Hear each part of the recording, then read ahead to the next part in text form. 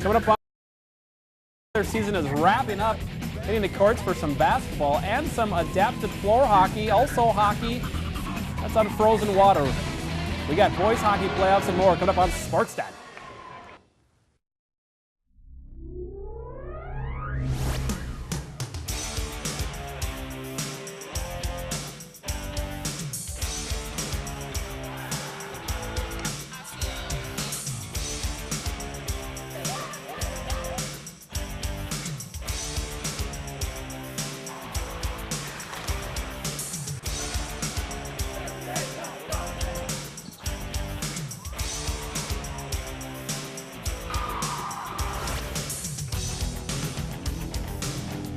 Hello everyone and welcome to Sports Den. I'm one of your hosts, I'm Kenton. Kip, that's my name. And I'm the other one, I'm Alicia Daniels. The other one. That's also what her parents call her too, because you've got a sister, and Angela, you're the other one.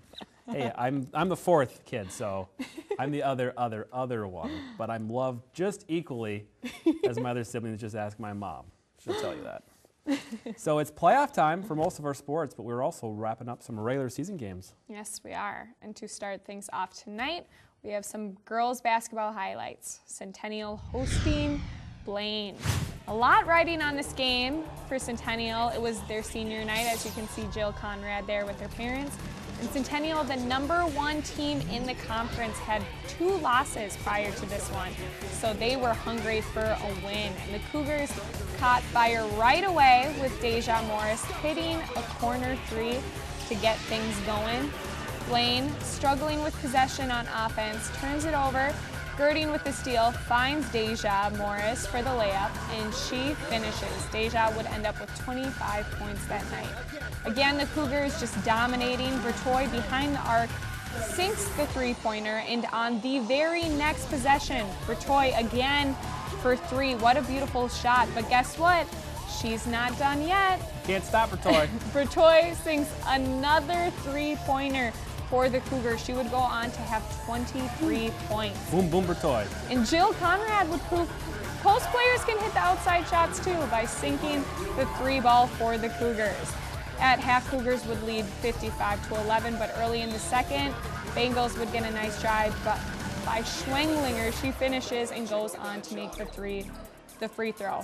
The Cougars not backing down though. Bertoy makes a nice cut to the basket with the finish and foul as well.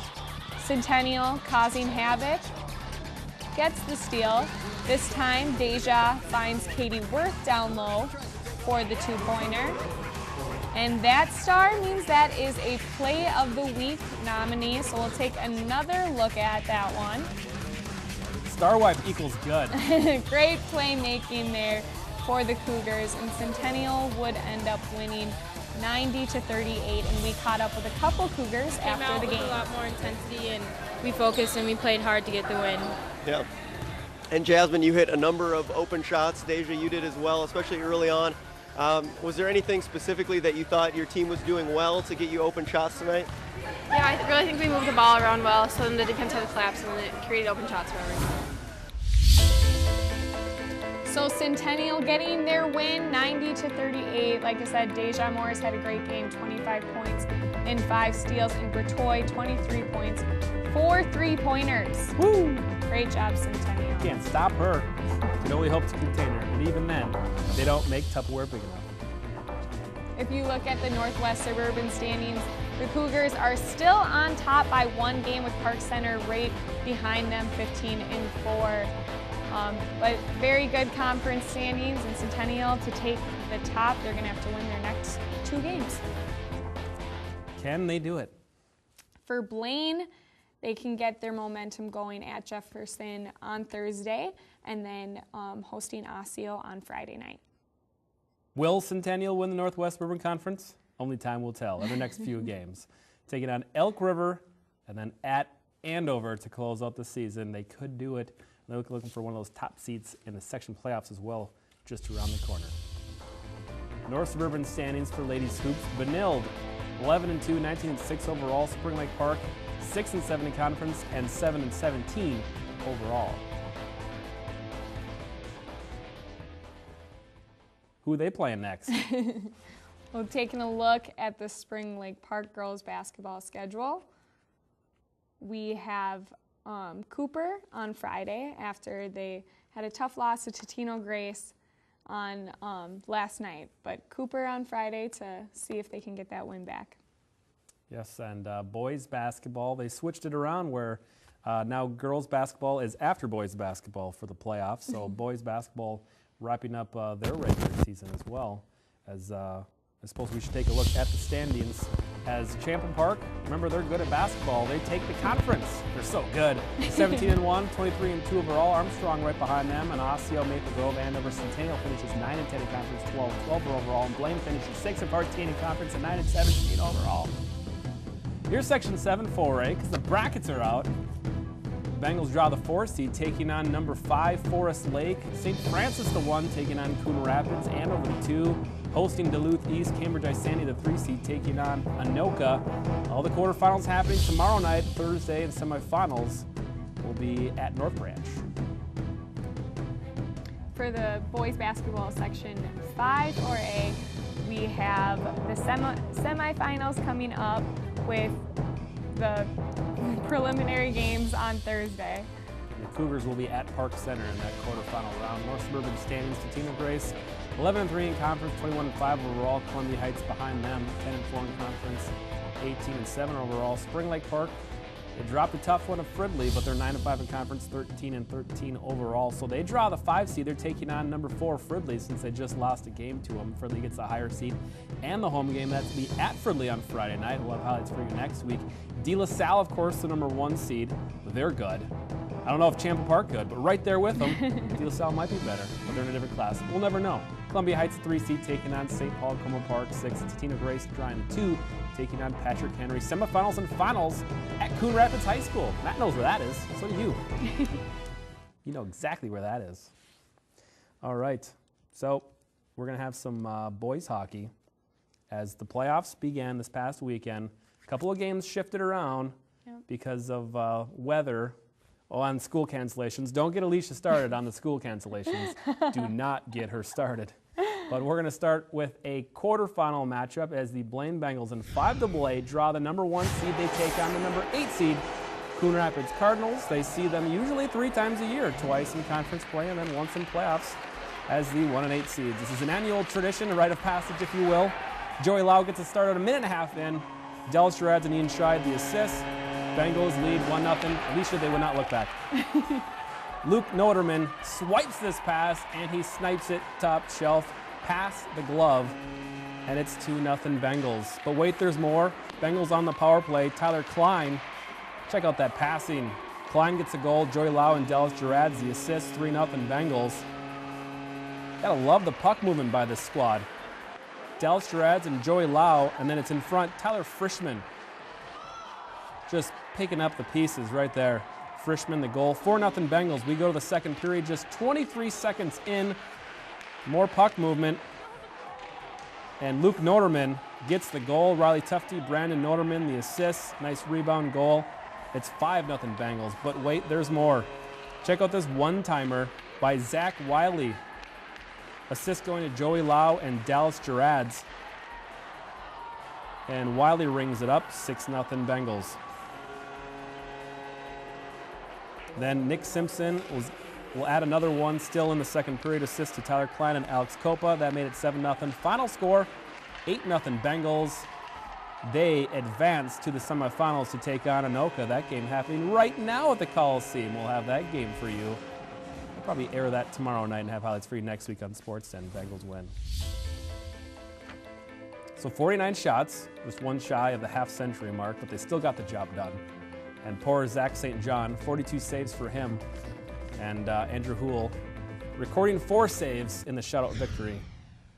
Cougars, the 3 seed, taking on number 6 seed. Champlin Park Rebels. Turn the lights off and introduce the Cougars. And what color are the Champlin Park Rebels? Thanks, cheerleaders. We go the second period to open up the scoring, and the Cougars, Colin Hughes sets up Tyler Nyman for the goal. Second assist, Max Corey. It's a nice goal, 1-0 Cougars. And ensuing face-off, a turnover in their own zone. Guess who's going to snatch that one up? Connor Lovick. Nice shot there. 2-0 Cougars. A Cougar power play, but it's actually the Rebels that get one here. They break out. Bryce Plunkett ahead to Brock Pachalski, the shorthanded goal. And the Rebels make it a game. It's 2-1. But 28 seconds later, still the same power play. Good puck movement there. Colin Hughes gets the goal, assist to Reiner Gorowski and Adam Anderson. And then on another power play, I'm going to nominate this one. Colin Hughes, nice pass. Check out Wyatt Close. He was that close to the goalie. Wyatt scores. Second assist, Will Schwartz, Play of the Week nominee. 4-1 Cougars. We go to the third period. We'll add one more goal. Good puck movement here. Nice shot by Reiner Gorowski getting the power play goal. Tyler Nyman the assist. Cougars win. We caught up with some of those victorious Cougars.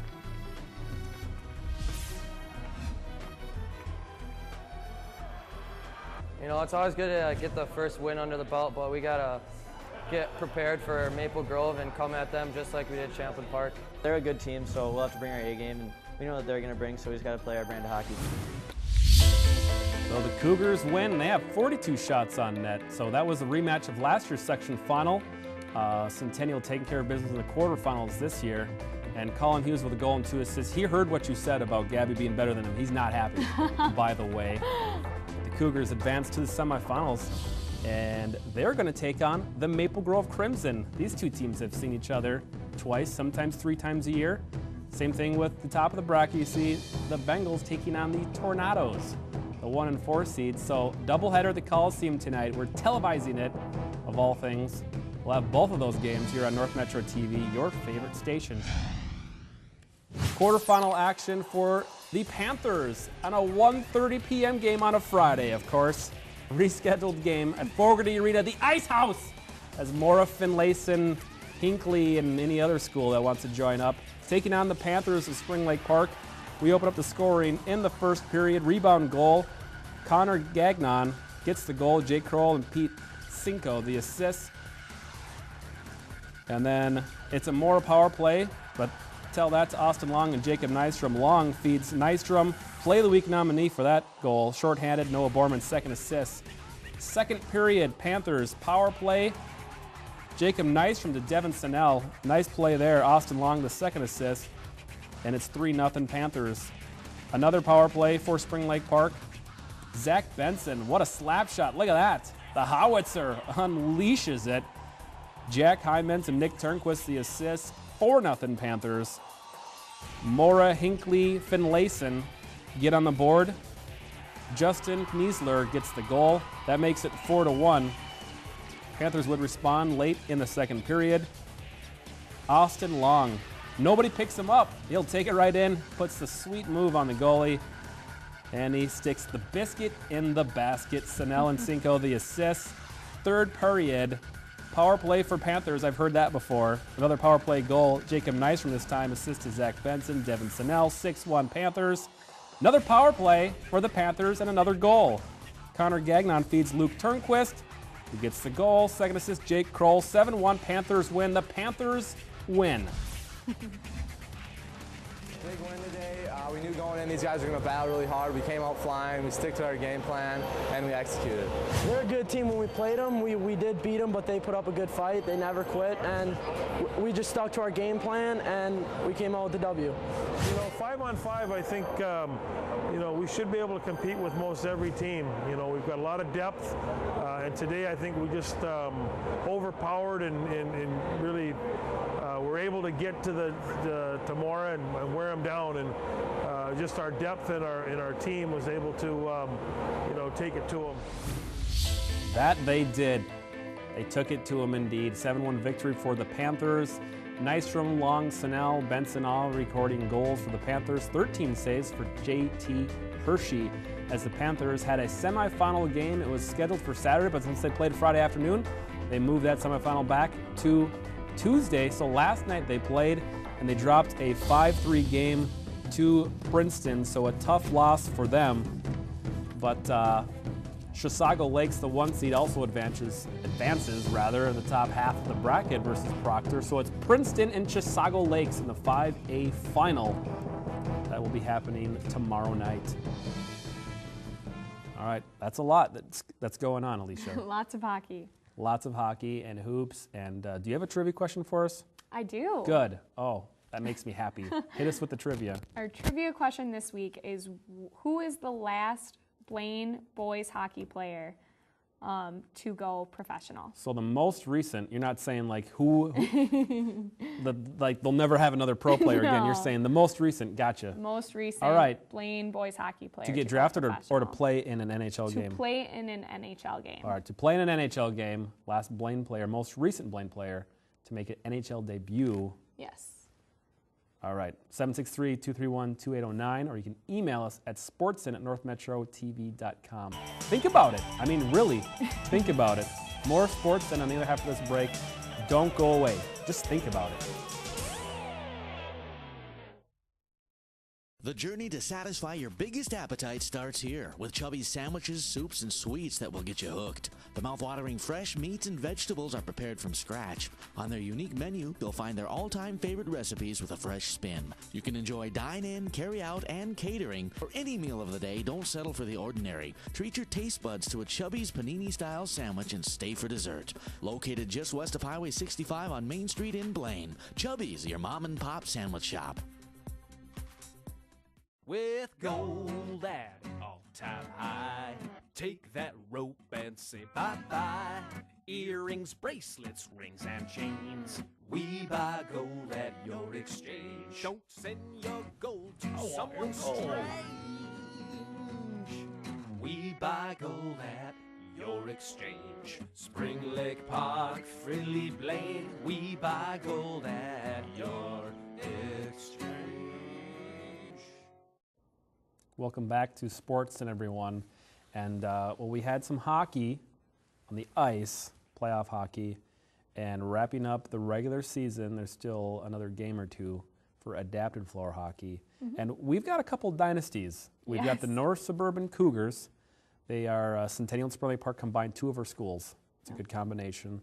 So the Cougars won last year, the CI division for adapted floor hockey, and the Anoka Hennepin Mustangs, well, they've won, I can't even count how many titles they've won in adapted floor hockey. And Centennial Spring Lake Park supplanted them last year as champions, and earlier this year they tied North Suburban Cougars. They were undefeated at 7-0-1. One more hurdle to overcome to take a conference title and a top seed in the playoffs. Who stood in their way, Alicia? The Anoka Hennepin Mustangs. That's right. They played last night, and we have highlights of it. The Cougars looking to finish the year undefeated. Anoka Hennepin, they haven't lost either. Something's got to give. In the first period, the Mustangs get on the board first. Brandon Marks makes it 1-0 Mustangs. Mustangs again, this time Cole Denny, one of their leading goal scorers, just a freshman. His goal makes it 2-0, but here come the Cougars. Austin Titsworth from Cody Jacobson, 2-1, Cougars on the board. Then it's Austin Titsworth again, this time on the rebound in front. He sticks it home on the doorstep. We're tied up at 2. Cougars were not done. They got momentum. Anthony Bengston makes it 3-2, and the floodgates have opened. Then it's Tanner Titsworth getting the goal. That made it 4-2. Get a headlock for his efforts. Then it's Anthony Bengston. That makes it 5-2. Then Tanner the shot in front. Bengston puts it home. That's a hat trick. And then the neon Dion dance, the high step in 6-2 Cougars. Then the face-off, Jacobson sends it all the way down. Bengston puts it in. Hat trick +1. He's going bowling for Bengston. 7-2 Cougars. Not done. Bengston again. Doss makes it 5-shooter. Bowling again for Bengston. 8-2. Cody Jacobson then getting in the action. The long-range goal. Well, he'd have to pay extra if that were a phone call. And then Tanner makes it 10. That made it 10-2. That was our final score. 10 unanswered goals. conference title belongs to the North Suburban Cougars. Congratulations to both squads. Caught up with a few of the participants after the game and the assistant coach. Very intense, a lot of fun, total team effort. So Mustangs are a classy team. I like playing it because our whole season we've been playing easy teams, so then we can, this team's really competitive, and at least we get to play one competitive team of the season. I'm pretty excited that we won. It's pretty awesome to be 8-0, and this team that we play is really aggressive, and they have really good players like Cole. He's really fast and quick, kind of like me. Go Cougars, and we're going state. So they've got goals, and hopefully they will achieve them. A nice victory for the Cougars, and they'll be taking on Wayzata to wrap up the regular season and hopefully go into the playoffs undefeated. Tough loss for the Mustangs, but they had a great season as well, and they will be wrapping their season up this Thursday by hosting St. Cloud. All right, and this past weekend we've had, 2 weekends ago, team wrestling. Centennial unfortunately lost in the semifinal, but all of our teams were able to participate in individual tournaments this past weekend, trying to get the individual participants to the state tournament. See who can go to the X, and Centennial and Spurley Park St. Anthony were in the 5-3 individual tournament at Champlin Park High School. So let's go to Champlin Park. Starting at 106, Jack Berglund of Centennial, a 10-3 decision over Nicholas Carline of Osseo to claim true second place. He's going to state. What do you expect, Jack? Looking to be at the top of the podium. You know, there's going to be quite a few hard matches in there. We got some good kids on there. Going to be some really tough wrestling, but hoping to have some fun. And his little brother, well, younger brother, at 113, Jake wins a 6-2 decision over Tanner Day in his final, taking first place. That's a ticket to state. Goal is win a state championship, go down, wrestle my hardest, and go take a state title. At 120, Cody Peterson of Centennial finishes 5th place. 126, Mike Matheson won this 5-1 decision over Sam McGinnity of Mounds View en route to a first place finish. He's going to state. What's the plan? My plan is to at least win 2 matches to get to, on the year, 30 wins. So that was a big goal for me this year. 132, Ryan Swenson of Osseo gets a 12-6 decision over Beatty Ludwig, knocking Bailey down to 3rd place. Swenson, however, was happy. Desmond Johnson of Spring Lake Park St. Anthony finished 6th. At 138, Noah Herbert Sinkink of Centennial finishes 6th. 152, Adam Long of Centennial finished 5th. At 160, Jebba Doe of Maple Grove, a 2-1 decision over the Panthers' Richie Toa. That escape right there was all he needed, a 2-1 decision. Doe met up with Centennial's Tom Hanley in the final, a 2-2 tie and a buzzer beater takedown in the 3rd period is a 4-2 decision for Doe right at the buzzer. Tough loss for Hanley.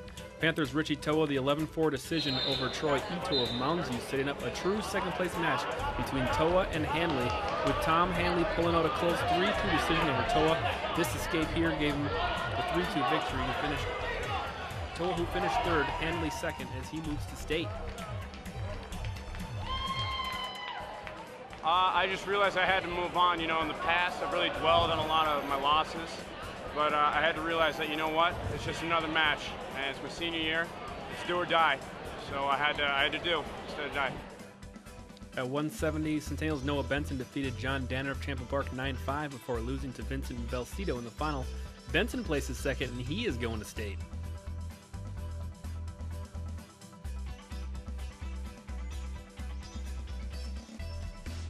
My mindset was to be a state entrant and to do whatever it takes to get there.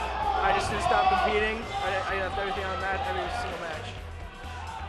At 182, Alex Zwicky of Centennial lost to Jimmy Kaiser of Mounds View before defeating Quinn Anderson of Maple Grove 6-1 to take 3rd. 195, Centennial's Paul Tapia, a 2-0 decision over Julio Sabalos of Osseo to place 3rd. At 220, Panthers' Tristan Weymouth lost in the final to Jake Owens of Rogers 5-1. Weymouth placed 2nd since he defeated Barry Dipp of Maple Grove. Tristan is going to state. Cody Sigmund of Centennial finished 5th. Congratulations to Weymouth, Panthers representative going to the state tournament. Congratulations to all our wrestlers going to state.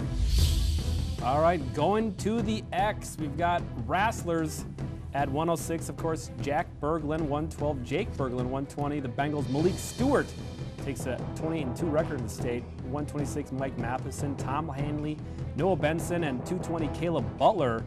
29-0 undefeated. Tristan Weymouth, 23-11. Spurley Park St. Anthony. That's who Caleb faces first. That's going to be on Mat 3 down at the X on Friday. We've got some great wrestling coming up.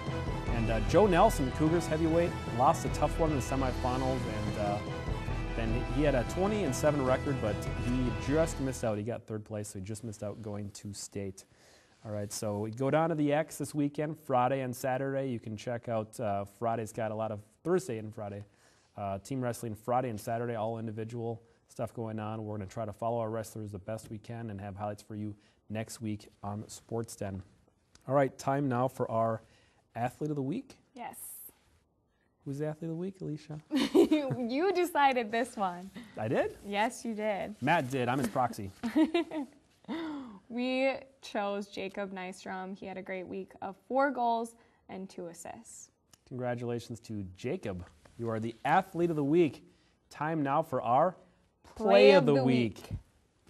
Ow. Wow. You've been working out. Crack it open. Ooh. Let's taste that. I wonder what it is. Here we go. Spring Lake Park. Big shot from Benson. Ripping it past the goalie. The big house or slap shot by Zach Benson. That's our Play of the Week. Right there. That was it. All right, so again, we've got doubleheader hockey tonight at the Coliseum. Yep. First up, Blaine and Anoka. Yes. Then Centennial and Maple Grove. If Blaine and Centennial win, they'll be in the section final Friday. So we'll see what happens. And either way, that Friday game will be televised if we have a team in it. And then Thursday, we've got basketball. Yep. As we'll have Blaine hosting Forest Lake in the Section 7 4A quarterfinal. So that's what's coming up.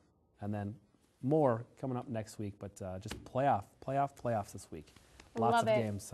We're going to have to head right over to the Coliseum so we can televise some hockey. All right, any parting words for us, Alicia? Go Bengals. Yes? And Cougars tonight. And go Panthers. And go Panthers. All right, go to northmetrotv.com and have fun there. All right, we'll see you next time. Bye.